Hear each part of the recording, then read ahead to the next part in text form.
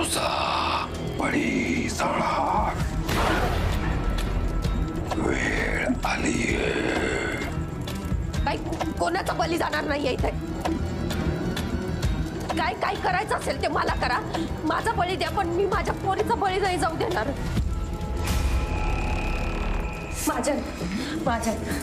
महाजन काय करताय? तुम्ही तुमच्या पोरीचा जीव घ्यायला निघालात. महाजन मानावर या. महाजन अनर्थ होईल नाही तर. महाजन तुमच्या पोरीला खर्चटलं तरी पण तुम्हाला जीववर खाली व्हायचा ना. महाजन तुम्ही इथून तिला घेऊन जाणार होतात. महाजन आठवा. महाजन काय करतोय? बाबा बाबा ऐक ना. तुला काय हवं ते कर, पण त्या शक्तीच्या अधीन होऊन नाही. बाबा हे काय आहे? बाबा सोड ते ड्युटी. बाबा सोडते. महाजन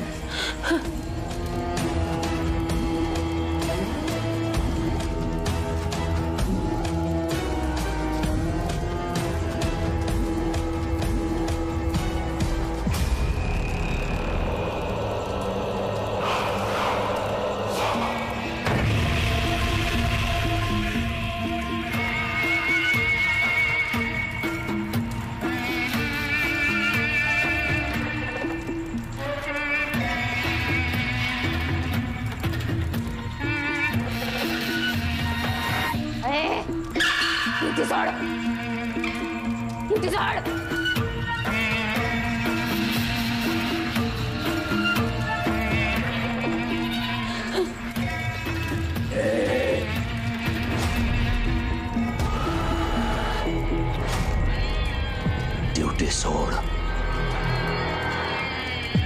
तू कोण आहेस? मी नरहर पंथ, चंद्रविलासचा मालक. कपगुमान ड्युटी सोड. ड्युटी सोड.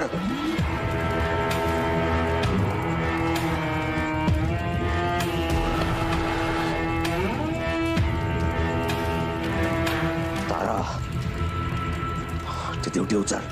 पोरीच्या हातात ड्युटी नको.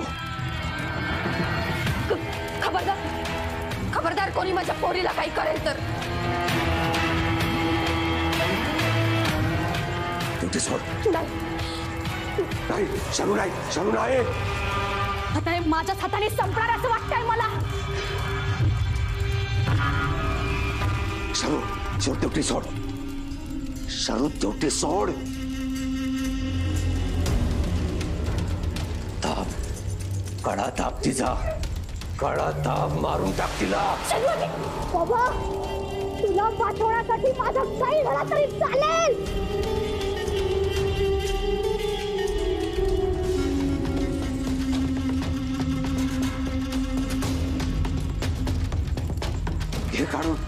घे काढून अनंता तिच्याकडनं ड्युटी काढून घे.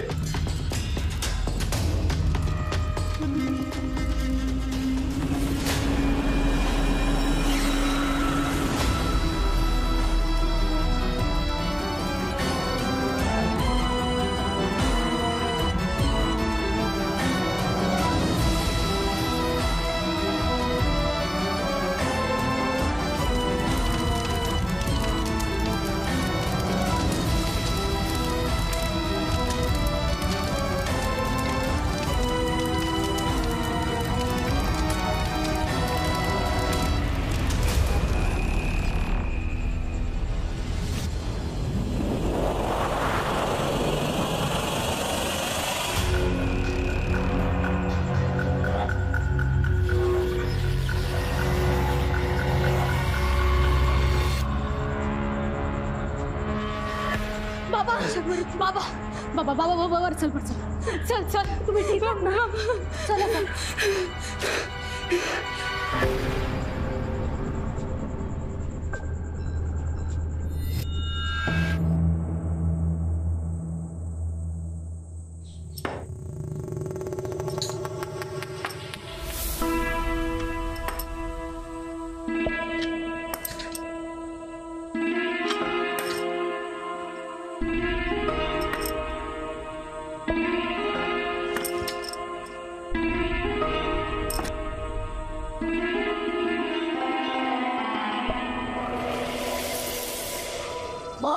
कानीला आहे शाप गंधाची किनार, जीव संगे तरतरून झाले मुक्त करदार. एक परीस मिळाला त्याला चंद्राचा कैवार, गत खालाच्या झऱ्याला शुभ्रच्या कोणाचे दार.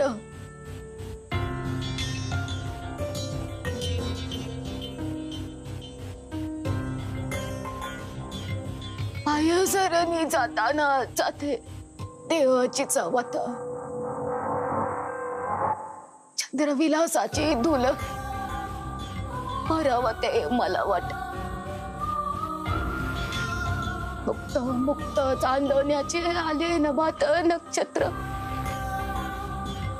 मी मुक्त तुही मुक्त, मुक्त सर्वत्र प्रकाश.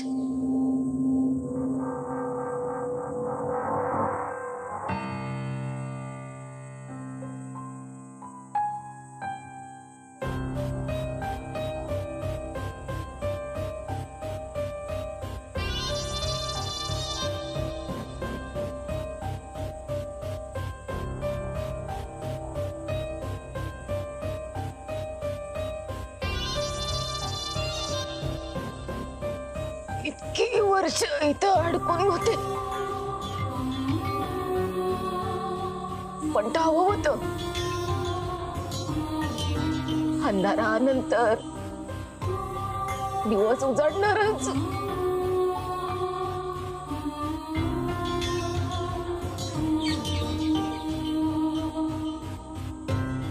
संपला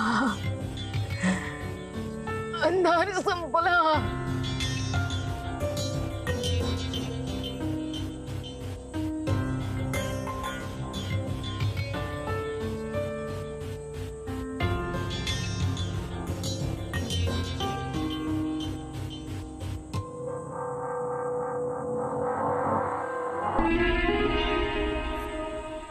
कशी आईस?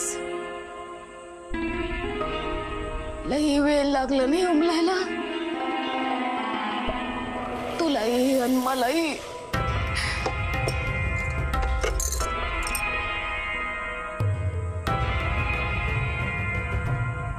युगा मागून युग ओलांडली, ताप सरला, वर्षा मागून वर्ष निघाली. या चंद्रविलासवर नरहरपंताचा वास होता, पण आता संपला. चंद्रविलासला आता मोकळा श्वास घेण्यापासून कोणी अडवू शकत नाही.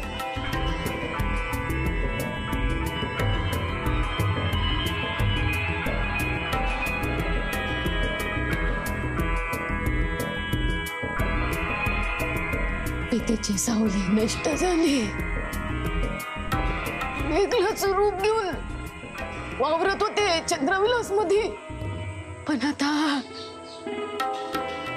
माणसात आली.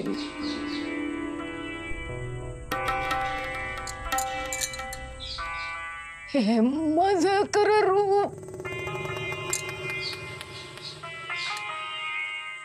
आता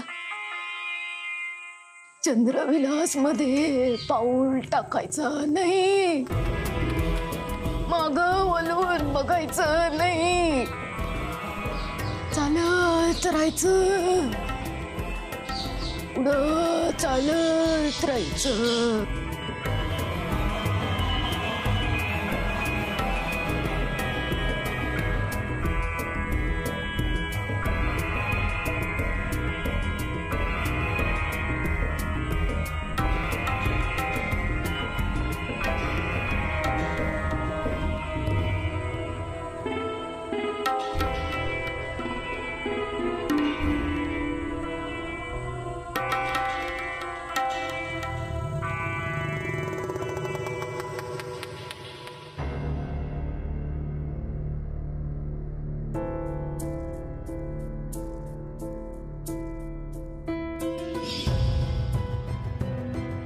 तुम्ही काय करताय इथे? काय बोलताय मला काही कळत नाहीये.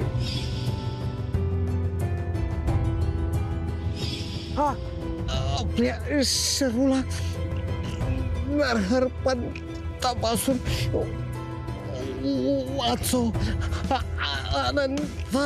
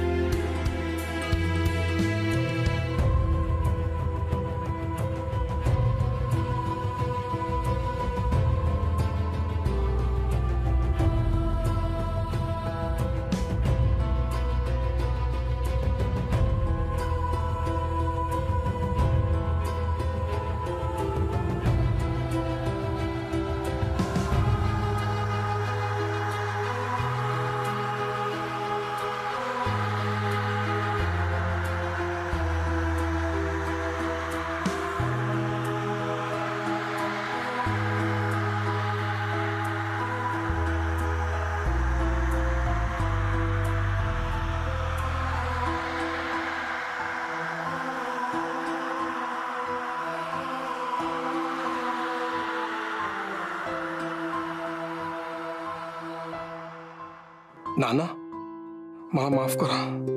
तुम्हाला माझ्याशी बोलावंसं वाटत होतं. तुम्ही खूप प्रयत्न सुद्धा केलात, पण मी तुम्हाला कधीच संधी दिली नाही. इतकी वर्ष मी तुम्हाला दोष देत आलो, पण मी तरी काय करू? मला कळलंच नाही कधी की तुमचा या सगळ्यात काहीच दोष नाहीये. नरहरपंताने तुमच्या शरीराचा ताबा घेतला आणि तुमच्याकडून हे सगळं करून घेतलं. आम्हाला दिसत होते ते फक्त आमच्यावर चिडणारे विक्षिप्त नाना. हे सगळं मला कसं कळणार होतं नाना, तुम्हीच सांगा ना. या चंद्रविलासच्या आठवणी मला नकोशा व्हायच्या, पण इथे आलेला अनुभव मी विसरू शकणार नाही. हे सगळं कायम माझ्या लक्षात राहील, कारण वाईटातून काहीतरी चांगलं घडलंय. बघा ना, एवढं सगळं झाल्यावरती मनातला राग, रोष सगळं निवळून मुलगा म्हणून मला तुमच्याशी बोलावंसं वाटलं. ते म्हणतात ना, बाप गेल्यावरच कळतो. ते मी अनुभवतोय आज. नाना, तुम्ही काळजी नका करू. तुमच्या नातीला मी छान सांभाळेन. तिला कसलाही त्रास होऊ देणार नाही. चंद्रविलास मधल्या वाईट शक्तीचा अंत झाला. हे घर अनिष्ट गोष्टींपासून मुक्त झालं असलं तरी आज या घराचे मालक इथून निघून जातील, पण ते इथं नसले तरी तू त्यांच्या पाठीशी कायम उभा राहा. महाजन खूप मोठ्या मनाचे आहेत. त्यांनी माझं आयुष्य सावरलं. यापुढे त्यांना कधीच कुठल्याच संकटाचा सामना करावा लागू नये, एवढीच प्रार्थना आहे तुझ्याकडे.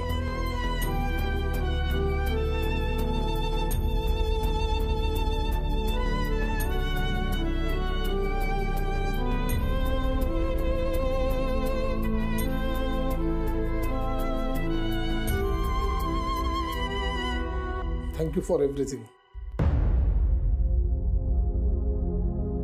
चला, निघायची वेळ झाली. तुम्ही स्वतःला जपा. मुंबईला तुम्हाला कधी यावंसं वाटलं तर प्लीज या. ते घर तुमचंच आहे. त्यापेक्षा तुम्हीच शर्वरीला इकडे घेऊन या अधूनमधून तिच्या गावी.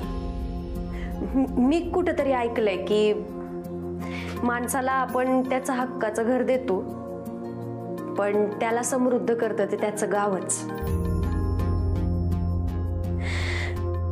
थांबा.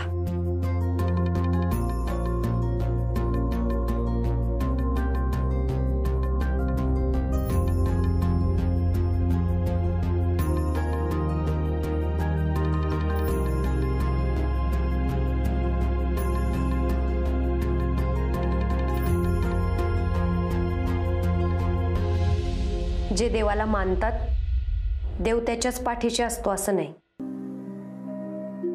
प्रत्येकाला त्याची प्रचिती वेगवेगळ्या वेळेला येते. बरोबर आहे. जगात जशा चांगल्या गोष्टी असतात तशा वाईटही गोष्टी असतातच ना. जशा चांगल्या शक्ती असतात तशा वाईटही शक्ती असतात. त्या वाईट शक्तींवरती मात करायला चांगल्या शक्ती लागतातच ना. कदाचित त्या शक्तीलाच लोक देव म्हणत असतील. तुम्ही याल ना इथे माझ्या? येस, चला. शरू, शरू, काय झालं? अशी का बसलीस तू?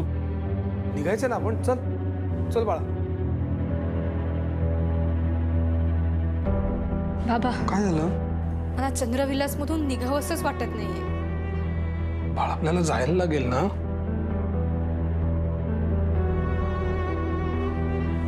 तुला माहितीये, माझे सगळे फ्रेंड समर वेकेशन नंतर गावावरून परत यायचे. तेव्हा ते मला सांगायचे आम्ही गावावरून येणारच नव्हतो. मला गावावरून यावंसच वाटत नव्हतं. त्यांना काय वाटायचं हे मला आत्ता कळतंय. मला इथून निघावंसच वाटत नाहीये. शर्वरी, मी महाजनांना हेच सांगत होते की आता तुला गाव मिळालाय तर तू सुट्ट्यांमध्ये अधूनमधून इथे येशीलच. मी वाट बघीन तुमची. तुम्ही येत नाही? नाही, मला माहिती आता इथे काही त्रास होणार नाही, पण आपली माणसं आपल्या बरोबर नाहीये, त्याचा त्रास होतच राहील तुम्हाला. तुम्ही प्लीज चला ना आमच्या सोबत. नको, तुम्ही या. बाबा प्लीज तू सांग ना. माझ्यासाठी नाही, बाबासाठी या ना. बाबा नवरा आहे तुमचा, त्याला गरज आहे तुमच्या साथीची. मग दोघांनाही तिसऱ्या माणसाची गरज आहे, त्याला बायको म्हणून आणि मला आई म्हणून.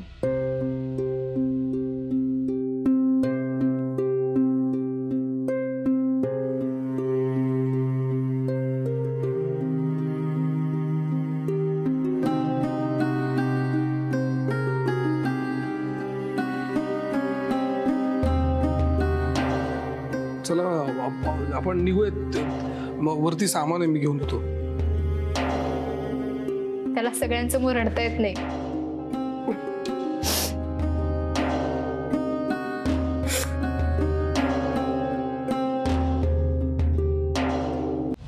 चंद्रविलास. आजपर्यंत ह्या चंद्रविलास बद्दल माझ्या मनात प्रचंड राग होता, पण जे व्हायचं होतं त्याला होण्यापासून कोणीही अडवू शकत नाही. आणि तसंच झालं. कारणही तशीच होती. ज्या कोवळ्या वयात जडणघडण होत असते त्या काळात चंद्रविलासने मला कटू आठवणी दिल्या. त्यामुळे इथून निघालो पुन्हा इथे कधीही न येण्यासाठी. पण शरूच्या हट्टामुळे परत यावं लागलं. या घराला मी कधीच घर मानलं नाही, कारण माझं मत ठाम आहे की घर चार भिंतींनी बनत नसतं. घर हे घरातल्या माणसांनी बनत असतं. पण आज जेव्हा मागे वळून बघतोय तेव्हा वाटतंय लहानपणीच थोडी अक्कल असती तर गोष्टी तिथल्या तिथे थांबवता आल्या असत्या. पण ते जमलं नाही. चला आता इथून निघायची वेळ झाली. चंद्रविलास मधल्या वाईटाचा अंत झालाय. हे घर आता मोकळा श्वास घेतंय. पण मला वाटतं वाईट शक्तीचा अंत झाला तरी ही एक सुरुवात आहे नव्या आयुष्याची. माझ्या नव्या आयुष्याची, शरूच्या नव्या आयुष्याची, विभावरीजींच्या नव्या आयुष्याची आणि चंद्रविलासची सुद्धा. आज या वास्तूचा निरोप घेत असताना एक गोष्ट आवर्जून शिकायला मिळाली, आणि ती म्हणजे आपण आपल्याला नकोशा वाटणाऱ्या गोष्टींपासून दूर पळत असतो. आपण दूर पळत जातो, पण त्या गोष्टी आपला माग सोडत नाहीत. योग्य त्यावेळी नकोशा वाटणाऱ्या त्या गोष्टींचा सामना केला तर कदाचित पुढे होणारा त्रास कमी होईल. नकोसा वाटणारा हा चंद्रविलास आज माझ्यासाठी बदललाय. कशावरच विश्वास नसलेला मी या रहस्याचा भाग झालो. पण इथून बाहेर पडताना एक समाधान नक्की आहे. चंद्रविलास मधल्या वाईट गोष्टी संपवण्याचं मी निमित्त ठरलो. माझा चंद्रविलास मधला प्रवास संपला असला तरी चंद्रविलासचा एक नवीन प्रवास सुरू झालाय.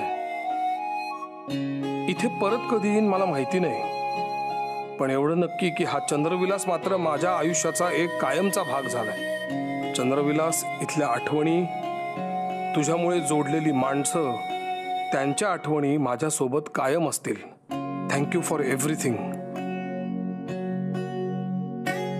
हा अनंत नाना महाजन आयुष्यभर तुझा ऋणी राहील.